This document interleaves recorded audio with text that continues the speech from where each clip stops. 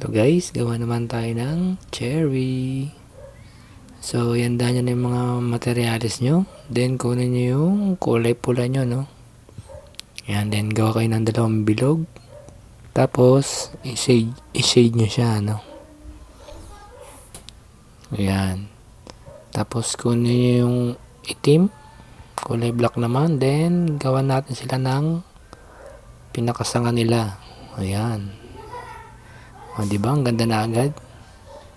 Then, kunin nyo yung kulay green. Lagyan naman natin ng dahon. Ayan. Tapos, i-shade nyo ulit, ano? Ayan. Ang ganda na.